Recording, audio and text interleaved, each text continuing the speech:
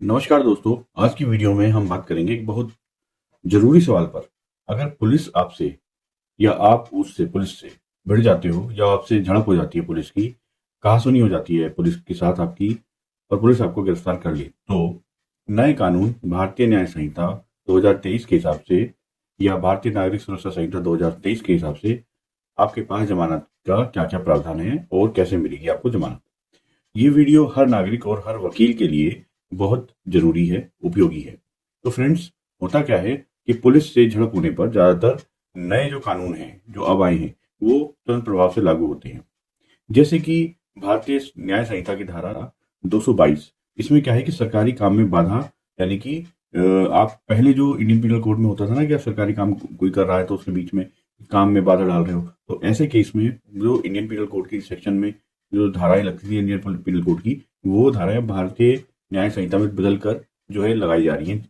लेकिन बीएनएस में 222 जो सेक्शन है वो जो है इसमें लागू होता है। अब अगर किसी सरकारी कर्मचारी के काम में आप बाधा डालते हैं तो वह नॉन बेलेबल ऑफेंस नहीं है, पहली बात तो समझ लीजिए। पर परिस्थिति के अनुसार पुलिस आपको पकड़ सकती है, आपको जो है डिटेन कर सकती है। अरेस्ट और डिटेन दो अलग अलग चीजें होती हैं। अरेस्ट में आपको आगे की कार्रवाई चलेगी कोर्ट कचहरी की, लेकिन डिटेन में आपको सिर्फ बैठा सकती है पकड़कर, और आगे की उसके लिए अगर कुछ ऐसा लगता है कि आपको अरेस्ट करना है तो वो अरेस्ट की प्रक्रिया बाद में शुरू कर सकती है। भारतीय न्याय संहिता की धारा 224 जो है वो ये कहती है कि सरकारी कर्मचारी पर हमला करना या बल प्रयोग करना, ये जो है, ये पहले जो सेक्शन हुआ करता था इंडियन पीनल कोड का वो था 353, अब हो गया है 224 भारतीय न्याय संहिता 2023 के तहत। इसमें क्या है, सबसे पहले तो हम ये बता दें कि यह सबसे आम सेक्शन है। पुलिस जब भी किसी के साथ जो है लड़ाई झगड़ा या झड़प होती है या कहासुनी होती है तो सबसे पहले यही वाला सेक्शन लगाती है, 353 इंडियन पीनल कोड का और बीएनएस का 224। तो ये नॉन वेलेबल ऑफेंस है और इसमें जो है पुलिस सीधे आपको गिरफ्तार कर सकती है, और इसमें गिरफ्तार कर यानी अरेस्ट कर सकती है। डिटेन नहीं करेगी, सीधा अरेस्ट करेगी।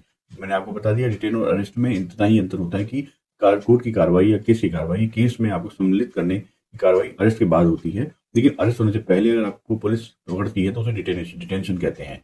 उसे जो है इस तरह मतलब फॉर्मल अरेस्ट बोलते हैं, जिसे अरेस्ट नहीं बोलते। तो अब आ जाओ बीएनएस की धारा 226 227, जिसमें आप ये समझ लीजिए कि चोट पहुंचाना शामिल होता है। यानी यानी कि आप ये समझ सकते हैं कि अगर झड़प में चोट लग जाए तो उस केस में ये धारा आपके ऊपर पुलिस जोड़ सकती है। तो इस बात का ध्यान दें कि नई जो बीएनएस है उसमें नंबर बदल दिए गए हैं, लेकिन आरोप लगभग वैसे के वैसे ही हैं जो पहले थे। तो फ्रेंड्स, ये तो थे जो अरेस्ट होने से पहले के जो है सेक्शंस हैं, यानी गिरफ्तार होने के पहले के सेक्शंस हैं, धाराएं हैं जो भारतीय न्याय संहिता के तहत पुलिस आप पे लगा सकती है। लेकिन अगर पुलिस गिरफ्तार कर लेती है तो उसके बाद गिरफ्तारी के बाद भारतीय न्याय संहिता और भारतीय नागरिक सुरक्षा संहिता में जो प्रक्रिया है वो क्या है। देखिए, भारतीय नागरिक सुरक्षा संहिता में पूरी प्रक्रिया दे रखी है जो पहले सीआरपीसी में दी गई थी। तो भारतीय नागरिक सुरक्षा संहिता 2023 की जो प्रक्रिया है, नई प्रक्रिया, उसके तहत गिरफ्तारी के बाद पुलिस को अरेस्ट में वो तैयार करना होता है, वो जरूरी है, मैंडेटरी होता है। इसके अलावा वो जो है पुलिस आपका मेडिकल करवाएगी, वो जरूरी है। और सेक्शन 53 इसमें लागू होता है मेडिकल करवाने का।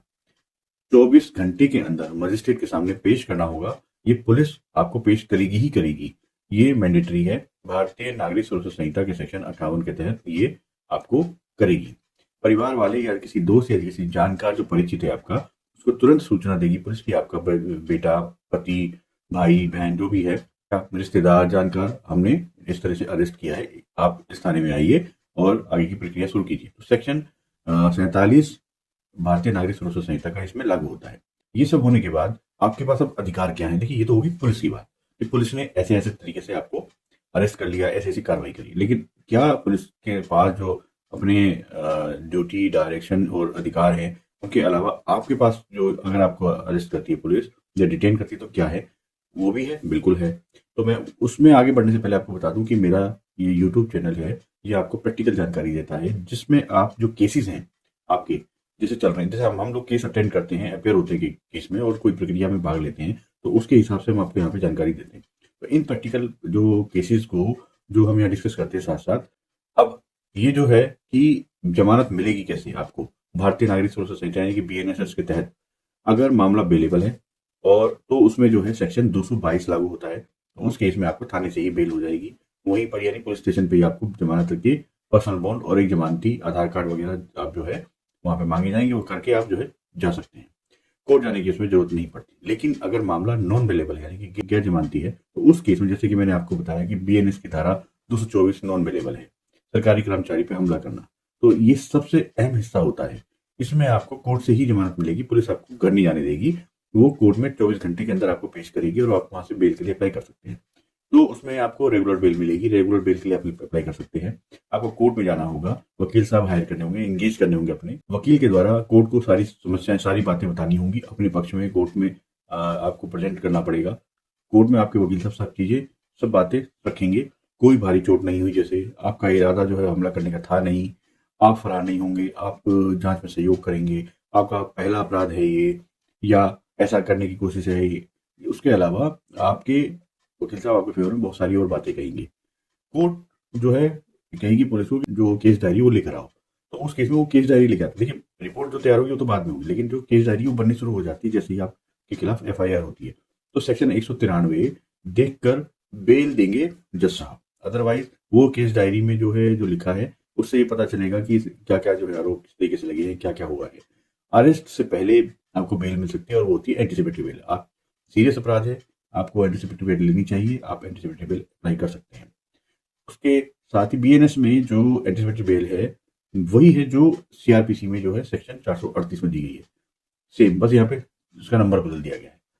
अगर अंदेशा है कि पुलिस केस दर्ज कर देती है और आपको गिरफ्तार करेगी, ऐसा लगता है आपको, यानी कि एप्रीहेंशन है, अंदेशा कहते हैं जिसको, तो आप एंटीसिपेटरी बेल आपको लागू होती है कि एंटीसिपेटरी बेल आपको फाइल करनी चाहिए। इसका फायदा क्या है? इसका फायदा ये है कि पुलिस आपको गिरफ्तार नहीं कर सकती। कोर्ट शर्तों के साथ आपको सुरक्षा भी देता है। आपको जो बेल देगा, साथ साथ सुरक्षा, जो सेफ्टी सुरक्षा, उसको इंश्योर करेगा। वो डॉक्यूमेंट्स क्या क्या हैं जो आप लगा सकते हैं जब आप जो है बेल के लिए अप्लाई करें। तो इसमें बहुत बड़ी बड़ी बात है जानने की कि इसमें सबसे पहले एफआईआर की कॉपी आपके पास होनी चाहिए। अगर नहीं है तो उसमें मेंशन करेगी कॉपी आपको क्यों नहीं मिली, क्या कारण है। ठीक है। उसके बाद अरेस्ट मेमो, व्यक्तिगत पहचान पत्र, जमानत के दस्तावेज, वकील द्वारा तैयार की गई बेल एप्लीकेशन, ये सब होनी चाहिए। इससे कभी भी आपको भिड़ जाते हुए भिड़ंत हो जाती है या सामना होता है इस तरह से, तो कानूनी रूप से पुलिस भारी पड़ती है आपको। ये ध्यान रखिएगा, कोई कानून उसके पक्ष में आता है। तो मेरा आपको कहना ये है, नंबर 1, आप शांत रहें, अपने अधिकारों का नंबर 2 प्रयोग करें।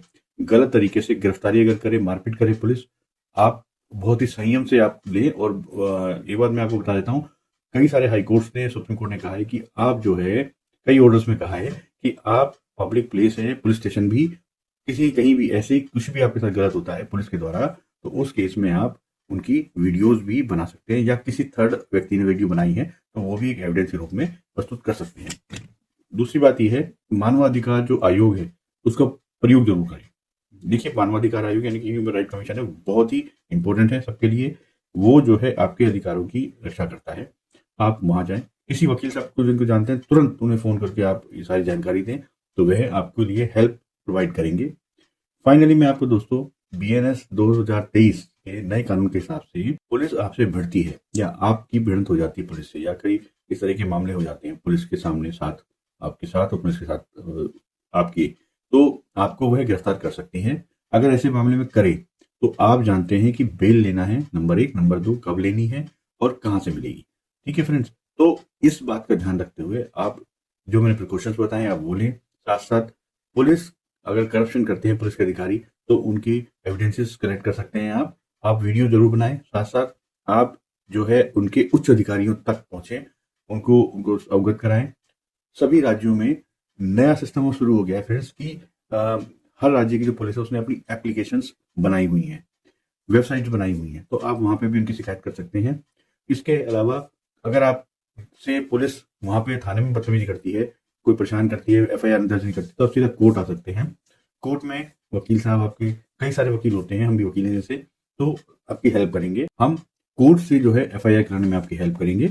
ये हमारी ड्यूटी है और आपका अधिकार है कि आप कोर्ट आ सकते हैं अगर पुलिस आपकी ना सुने। हालांकि पुलिस को सुनना चाहिए, और इस मामले में बहुत ही शिकायतें आती हैं कि पुलिस जो है ये एफआईआर करने में बहुत ही नाटक करती है, नौटंकी करती है, जबकि पुलिस को जो सैलरी वगैरह मिलती है वो आम जनता के टैक्स से मिलती है।